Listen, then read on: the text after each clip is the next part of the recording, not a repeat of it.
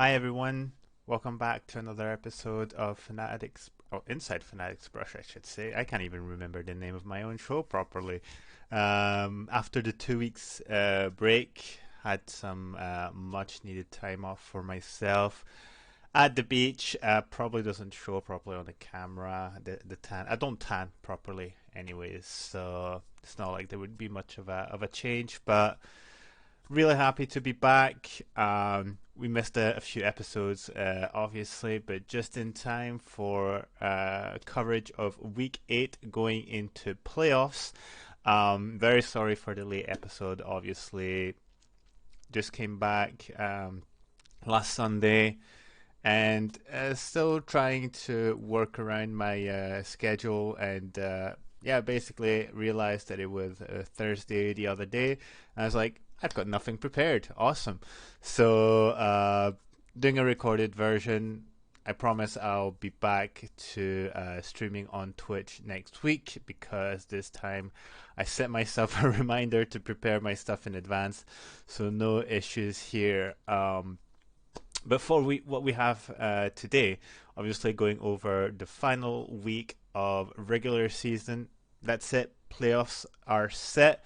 We have our 6 teams that have qualified, and it was an absolute banger of a final week. We'll go over that when we discuss everything about the LEC and the top 6 that have made it into the playoffs and the bracket. Obviously, we will have a little discussion about Fnatic and the insane 3-0 or 3-1 week, I guess, if you count the tiebreaker week that they had, the turnaround, the way they played, and what we can expect for them going into playoffs. And some of the predictions for round 1 of playoffs that is happening, well, pretty much later today as I'm recording this. Again, since I've been very lazy or forgetful, I guess, this week, I haven't asked you guys for your predictions as I usually do. I've updated the scores on under our little faces, but again, next week I'll make sure to be ahead of everything and get the content prepared in advance and get you guys prediction. I'll probably do another little poll this time, like I did last year, so you guys can vote the different scores if you think it's 3-1, 3-0 for such and such team. And yeah, that's pretty much it. Let's just head into it, guys. LEC, what do we have for our top 6? Um, this is it. This is the final standings for Summer Split. We have, as a top 6, G2 at the top, Mad Lions second, Rogue, Misfits, and Fnatic, who played the tiebreaker to see who would go into the upper bracket. Obviously, Misfits won that one. Excel just scrapping 6th place after eliminating Vitality in a final tiebreaker game. SK and Astralis just neck and neck outside of the playoffs, and obviously BDS, who, quite funnily enough, started waking up towards the end of the season. Obviously they only have 3 wins, but they started looking a bit better towards the end, which I think comes with a lot of frustration for Grabs, who, I know he says it's his usual face, but it does look like he's at the end of his life. Really, every time the camera pans on him during a BDS game. So for BDS, obviously, there's a big question of what's going to be their next year, their off season. I doubt they're going to keep the same roster. Obviously, there's going to be a lot of changes. Does Grab stay? I'd say probably. Um, I think he will. I don't know. Actually, I don't know how much he took part in creating the roster this year, but I think he will try to get at least a bit more involved or put in some other processes than just bringing a lot of the BDS or K Corp players over and actually try to have a little mix, maybe a bit more veterancy in the team. I think that's what it was lacking. You had mainly I would say rookies, you could obviously make you know the argument for Syncroft.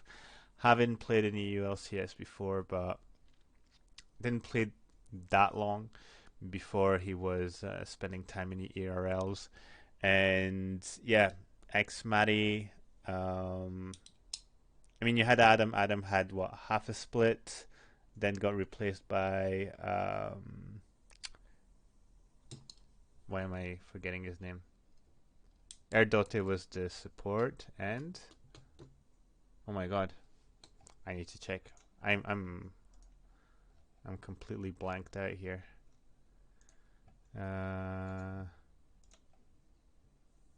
Who was it? Who was it? No, no, no, no, no, no, no, no. I know you guys are probably shouting at it. It's like, oh, it's this is the player mascot. Aggressivo, Aggressivo. This is the one. And then obviously Nuclear Int, who was in Schalke last year. So yeah, I think you need a guy who's kind of a more known name in the LEC, has a bit more experience to consolidate this team. But speaking of our usual top teams and teams that failed, we've usually I like to have three teams for each, but because this week was a bit crazy with a lot of back and forth, there's only a handful of teams that really I'd say made the difference during this weekend. Obviously, we have G2, who's in insane form going into playoffs. They scratched first place when they had a very tumultuous mid split, I should say, when they went 0-4, and then there was a bit back and forth. They didn't look too great in some of their wins, but it seems that Caps has turned it up once again, and when that happens, well, that's usually when G2 really performs. It's he really drives that performance within G2, and when Caps plays well, the people around him play really well, and vice versa. It's very weird that there won't be a moment where maybe Caps is really struggling and there's someone else to pick up the pieces. Maybe Jankos could probably show me a few games and say, well, thanks to Jankos, this is how they won. But Broken Blade is good on his own, but I feel like it's more of a team thing, and their synergy seems to be on point. They seem to get along together pretty well, so they have it on lockdown. We'll have to see if that continues within the playoffs game. Obviously, they'll be facing Misfits, and G2 Misfits is a bit of a new rivalry, obviously, with some of the crazy wins that Misfits got against them. So we will have to see how that plays out. I still think it's obviously strongly G2 favored. They're looking insane right now, and as bad as it is to say this, probably the favorites to win it all again. Adding another LEC trophy to their cabinet. So, it's when you expect them the least that they turn it up, and they're top of the standings right now. So, congrats to them. I'm not sure that the meta will change that much going into playoffs. Is there a new patch? I'm not too sure. And I'm not sure if Leaguepedia has been updated since the guy who usually takes care of it isn't part of the organization. Let me see. Does it say the patch on which it is played? Can I get some details here? Doesn't seem to say. Maybe if I can get a bigger overview of this. Okay. Okay. Okay. I guess not. I guess not. Or maybe here? Aha! Wait. So it's 12.14. Last one. But it doesn't say if it will also be patch 12.14. What patch are we on now? Is it 12.16?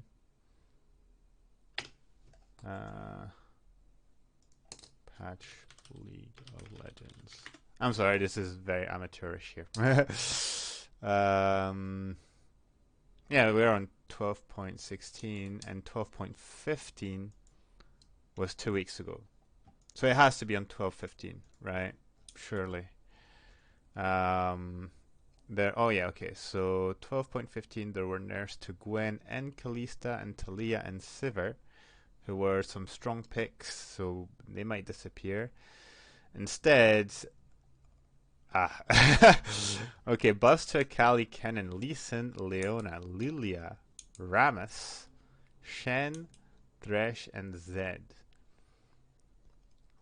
Now, I'm not going to go through the whole patch, obviously, but I don't know how strong each of these respective buffs and nerfs are, but we probably are going to see some changes, I guess, in the usual picks, unless again the nerfs are not that crazy, and we're still going to get some priority over Talia, Sivir, Gwen, probably, for the same reasons, or if we're, if it gives space to a champion like Lee Sin, but on the other hand, junglers like Trundle, Poppy haven't been touched right now, so I don't think Lee Sin fares well against them. Maybe in the early game, and even then, I'm not really too sure about this. But we'll see. We'll see. We'll talk about it when we cover playoffs and what crazy picks and bans teams have prepared for them. But yeah, I was talking about G2. Yeah, I was talking about G2. In that case, let's move to their rivals, Fnatic, who themselves had the craziest of weeks. Just to remind you guys, before they entered the Superweek, Fnatic's playoffs contention looked really poor, negative win rate just outside of the top 6, and their schedule was a bit complicated. They had obviously Astralis, Vitality, and Misfits, 3 competitive / strong teams, and they made it. They had a 3-0 week within their games that were given, and obviously lost the tiebreaker. So they will be in the losers bracket, unfortunately. But just to tell yourself that Fnatic almost made it into upper bracket from pretty much being eliminated from playoffs had they lost a single game. I'll talk more about the games in our Fnatic segment, obviously, because there was some crazy stuff that happened during that time. But what was I gonna say? Yeah, really interesting performance from the boys. They really managed to turn it up. Obviously, there was the Zeri in there that helped quite a bit, but I still think it's a statement on the work they've provided throughout the split that didn't really show in their games. But I want to be, continue in that positive mindset and think that, things are going to continue rolling and they're just going to continue to grow. Obviously, since they're in the losers bracket, there's no space for losses. They need to win 2 best of 5s to qualify for Worlds.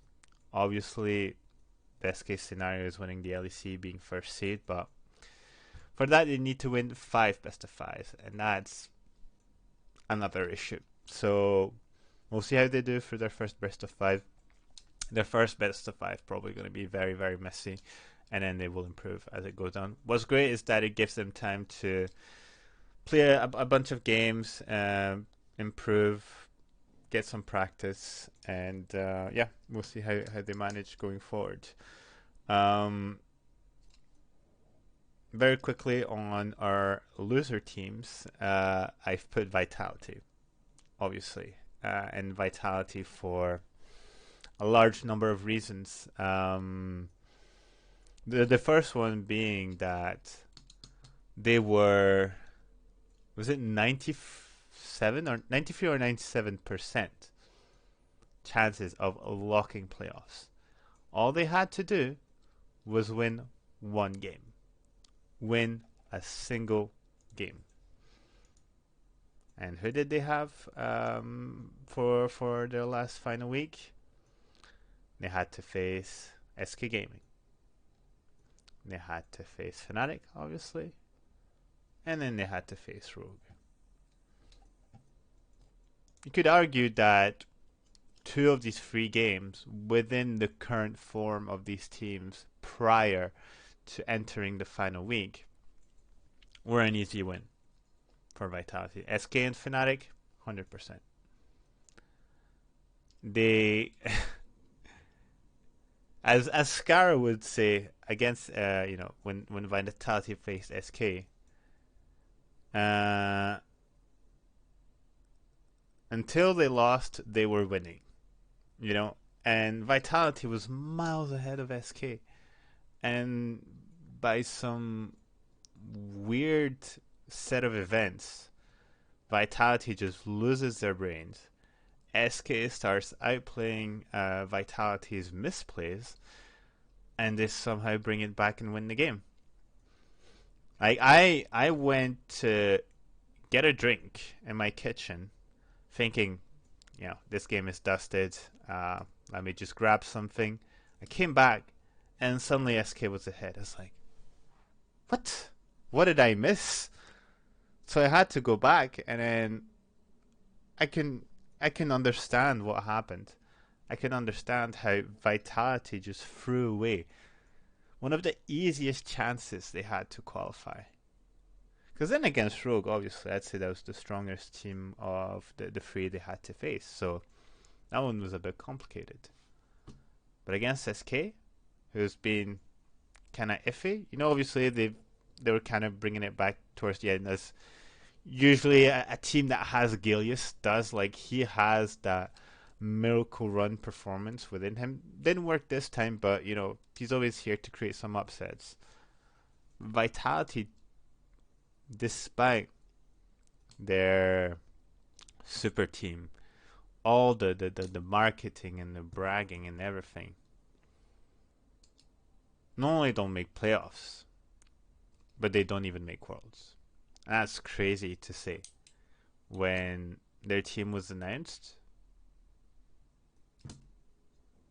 everyone was like, oh, it's Fnatic and Vitality, the top 2 teams. They're gonna make it. Vitality is just, I think I'm not a superstitious person, but I genuinely think that there's a curse around super teams, and that's across probably any region, because it happened it happened in EU multiple times, happened in NA, it happened in LCK, I'm pretty sure, with KT roster, was it, where they had, I think, a bunch of the Rocks Tigers, and they had a mix of also former SKT players. Can't remember, was it 2017? 2018? I can't remember.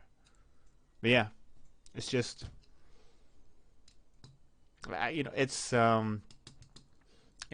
that thing they say, when you do a group work, that there always needs to be a very good person and a very lazy or not a smart person, because it pushes the smart person to reach the smarter person, I guess. I can't remember what it is, but there's this thing where you can't just have geniuses.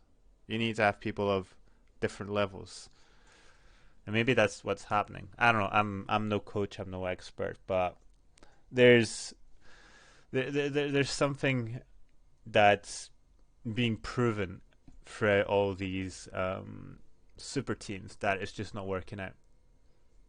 You know, um, you could make a case for the 2019 roster, but the 2019 roster for G2 wasn't really considered a super team. You know, it was more the 2021, and then we saw what happened, right?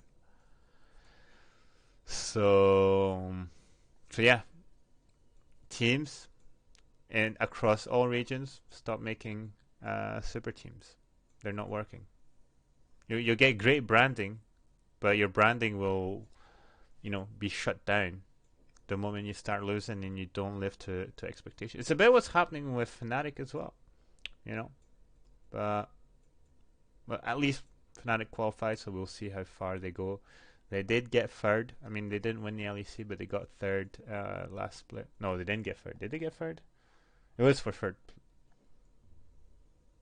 No, fourth. Oh my god, why am I losing my mind? I'm sorry, guys. This is full lack of preparation. Let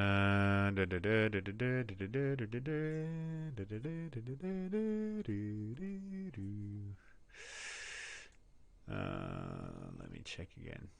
No, we were third. We were third. Why did I just completely brain fart on that one? Yeah. Anyways, guys, I think I've. Oops, sorry about that. I think I've said enough about the LEC. Oh no, sorry, I had to mention. Oh, okay. Rogue I just put there because they lost against BDS. So, yeah, Rogue kind of falling down a little bit. They were solid first, and then they started losing a bunch of games. They end third, which is not too bad. They're facing Mad Lions tonight, but yeah, I thought it was funny to note that. But yeah, let's not talk more about this. Let's move on to Fnatic. Fnatic ending fifth with a 10-9 score. I guess the Fnatic plot armor lives on. Haven't missed playoffs since the creation of the organization, or sorry, I should say the presence of the organization within EULCS/LEC. And I was thinking about that the other day, and there's probably across every region a handful of organization that can brag to have made playoffs. Every playoffs they've participated. Sorry, every season they've participated in to have made each playoffs, right? And I know it sucks that we haven't had a trophy, and we're questioning our organization, our players, what have yous. But I think it's still important to remember that Fnatic has made every playoffs, and we've won 7 trophies. 7 trophies, right? Yeah, 7 trophies. So yeah, I think when all things are said, realize that all the type of rosters we've had, even in 2016, and for the guys who knows, who watched it, or who have been told what 2016 was, it's an absolute miracle to still have made playoffs that year with the roster that we had. And across all iterations, we always made playoffs. And that's pretty crazy. That is pretty crazy when you think about it. And again, the split, even though the split really sucked compared to spring, we still managed to clutch it up. 3-0 week within the regular games. We did lose the final game, But absolutely insane that we won all of those games. Now, starting with the Australis game, you know, I would say was all in all rather decent. Um, for once, and I am saying for once, we did have a fairly good draft. Now, I know that Shaves was with the team. He did say that he was with the team for the final week when he announced it. But what was it? I do think that somewhat impacted some of our draft picks. I was happy to see the Poppy on Razor because he's shown that he's played it in solo queue and he's doing really well with it. And Razor, I don't know if it's still the case now, but he was like top 10 in solo queue EU West. So he's practicing and he's practicing well. We had the Gwen, which is an absolute menace. Now, I will say this. I thought it was pretty much doomed when we had Lucian Nami because Lucian Nami just doesn't work. In EU, I, I, I don't know if there's like a stat. There probably is somewhere to see if this the win rate of this bot lane, and I can assure you it's below 50%. I'm pretty sure it's below 50%. Like I'm not too sure why, but we're unable to make it work in EU. And while we didn't go super crazy in the bot lane with Lucian Nami, we didn't die. We played correctly. We handled our lane, and then Lucian obviously had a bit more impact. Obviously you create a lot of pressure with the culling to push waves or to aggro people under their turrets, so you can have a bit more turret pressure afterwards. So it was fine. There was a bit of a touch and go situation around the Drake where I believe we secured it, but because Astralis had a better team fighting composition. They just run in with the cannon. He zaps everyone. We started losing a couple of players, which prompted Astralis, I mean, and rightfully so, to go for Baron, and it was very well played by, I believe, both Hilly and Wunder, who caught a player on Baron with a bubble. Wunder dashes in with Gwen, snips, kills one, and forces Astralis to go away. And then Fnatic instead take the Baron and just close out the game. So the Astralis game, I'd say all in all, was rather clean. Some mistakes here and there, but nothing too crazy where it cost us the game, or I should say almost cost us the game.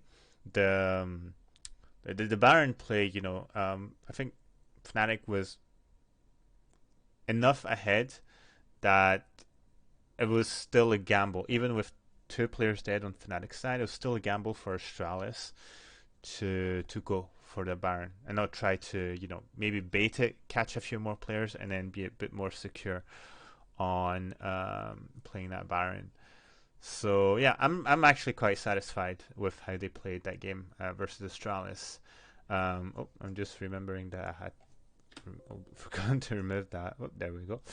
Now the next game against Vitality, my man. If you are still alive to hear me talk and watch or hear this podcast, then you have survived the heart attack that was this Vitality game, because it wasn't looking good. It was not looking good. I think myself and a bunch of other people had, I think pretty much given up when they saw how the game was going forward. It was I'd say an interesting comp. We had Huma on Silas that he hasn't played that much this season. Razor brought back the Poppy, and Wunder on his patented how do you call it, Gragas. Um, you know, I'm not always too sure about going for Gragas when there's like more meta picks, but obviously comfort picks work, and it's not like Gragas is so bad that it wouldn't work. The game started a bit weird with catching perks in the mid lane. There's a bunch of flashes used. Razor was like, "Fuck it, I'm going to kill him." So trades his life, 1 for 1, and then as the game goes on, it stays rather close. Like the goal difference is like a bit less than 1k. Vitality gets a bit more kills, but we start getting some drakes instead. But it does start to collapse when we're unable to handle our waves, and Vitality starts getting a few turrets here and there, and every like fight, every skirmish is super super scrappy. However, at some point we do take the advantage. We start catching them off. We chase them, upset. Just front lines with Zeri as you usually would. But unfortunately, Vitality um, grabs the Baron and um, starts pushing their advantage. And I think it's pretty much at that point when we're like, this is pretty much done, isn't it? But no, no, no, no. Upset decides to go absolutely God mode on his Zeri and says, guys, don't worry, I've got this game under control. The moment we secure Infernal Drake, everyone apart from Upset who has Guardian Angel is pretty much like half HP, a third of their HP, and they're like, "Oh, we're gonna get wiped, dude. We're gonna get wiped."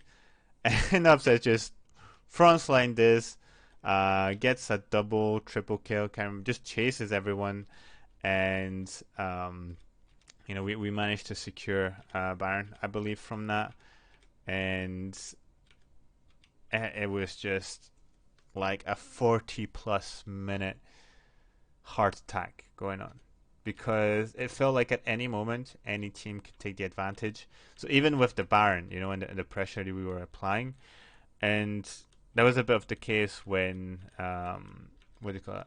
We secure Elder, but again, it's a super scrappy fight. We have Razor who, what, 2 or 3 times across the game just survives on 1 HP.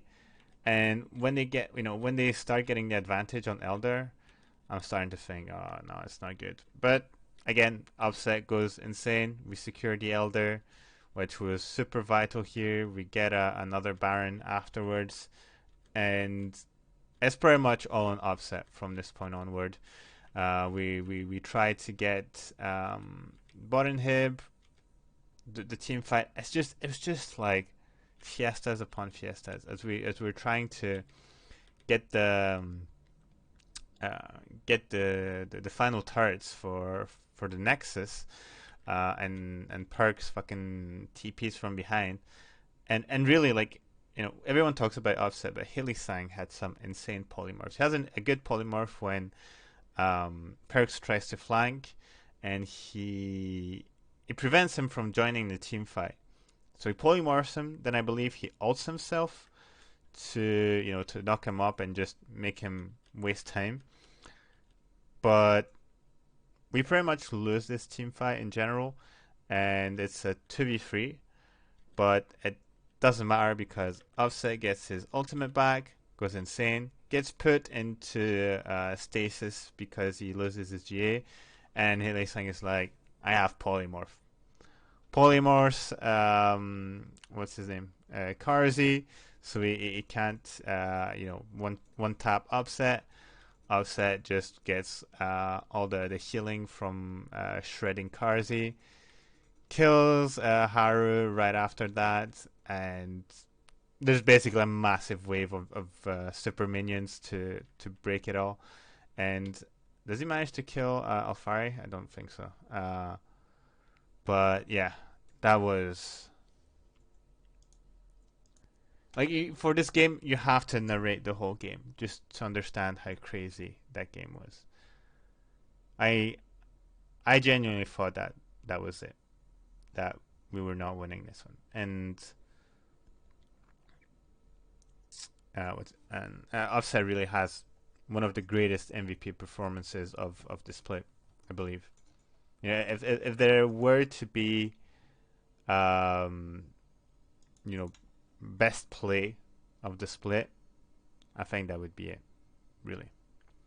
Um, moving on to the Misfits game. Now, I don't know what they prior really within Misfits, but I was really surprised that they let Upset on his area after the godlike performance that he put against Vitality, pretty much carrying everyone. Um,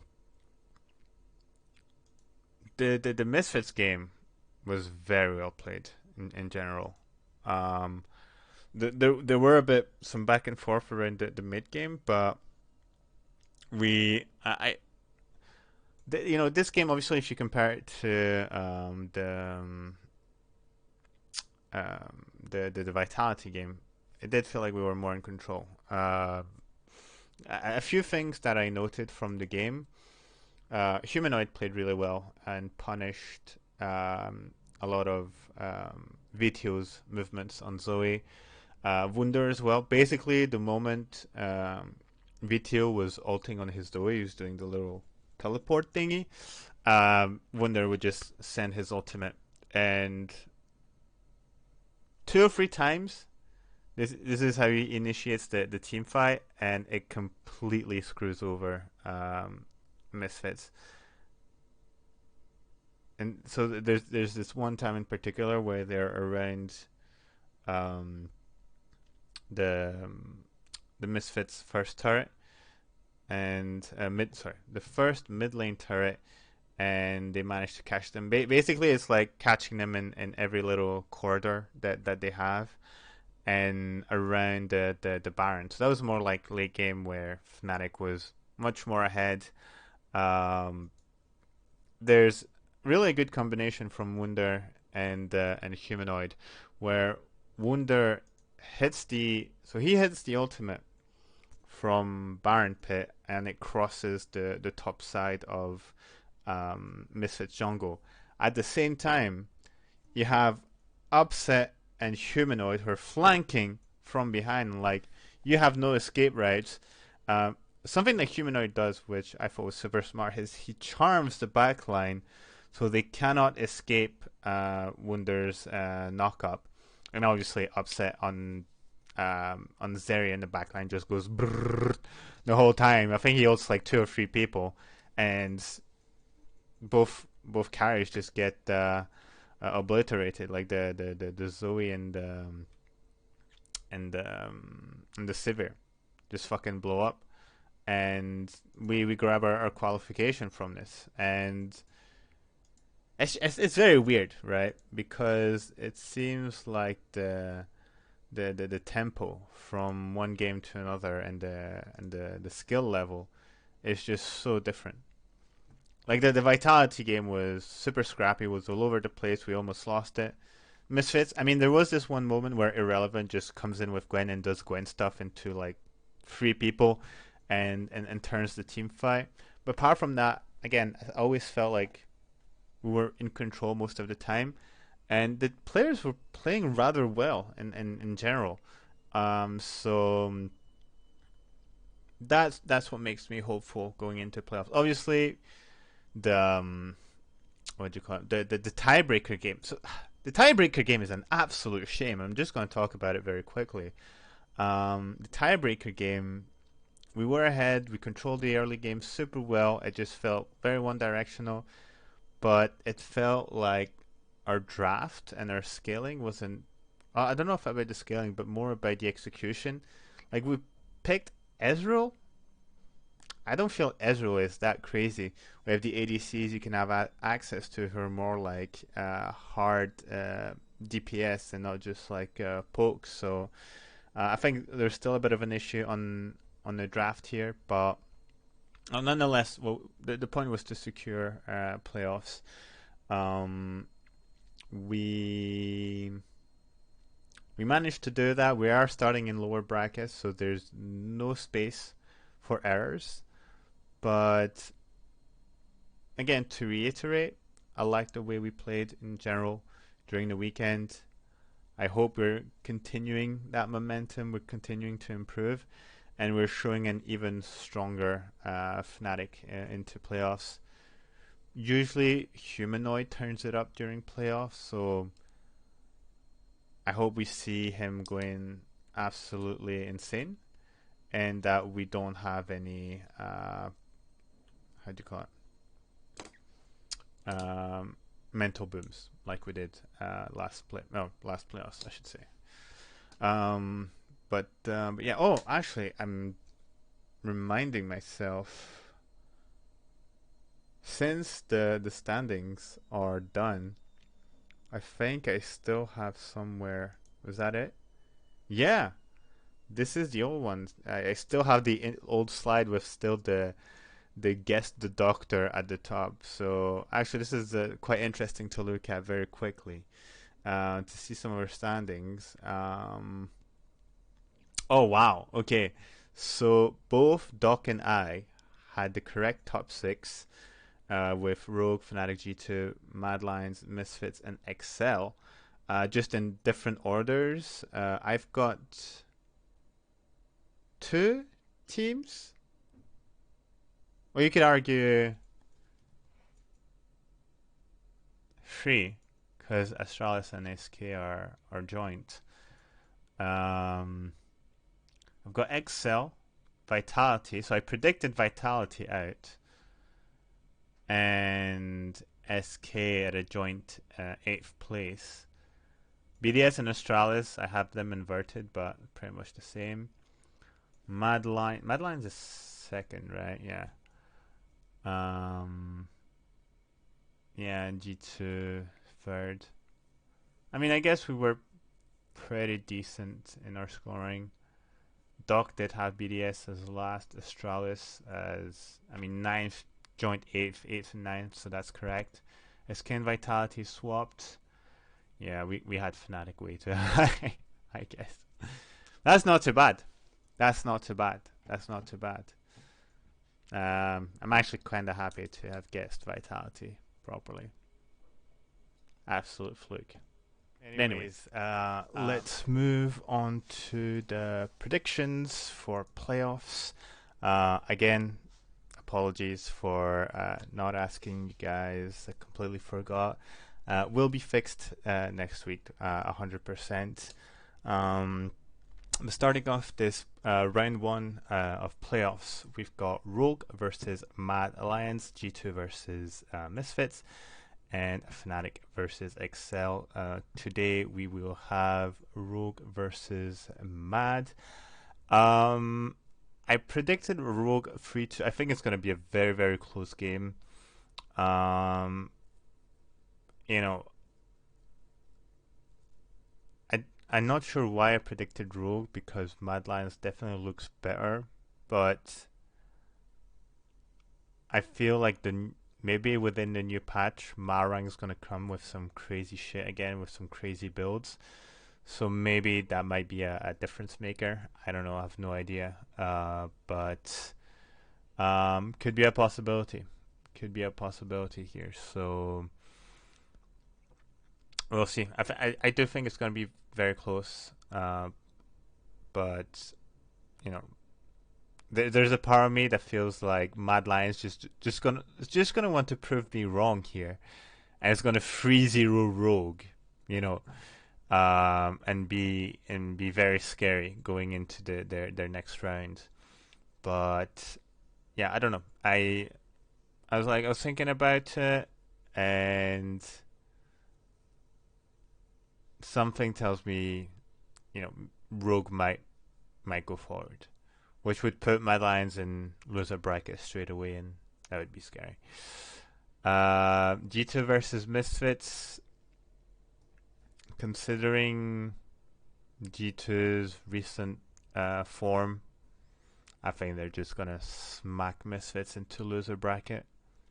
I don't think it's gonna be even close. I think it's gonna be like a super strong 3-0. I don't know why. I think G2 is gonna come in swinging, and Misfits haven't been looking too hot towards the end of the split. I don't know. I feel like they're going against very strong opposition here. Fnatic versus Excel. As I said before, I want to stay positive.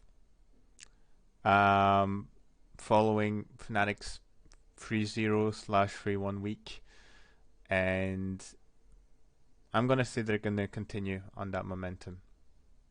Definitely, I think they're just gonna keep growing. Maybe I'm inhaling a little bit of copium. Who knows? But I'm feeling good. 3-1 for Fnatic.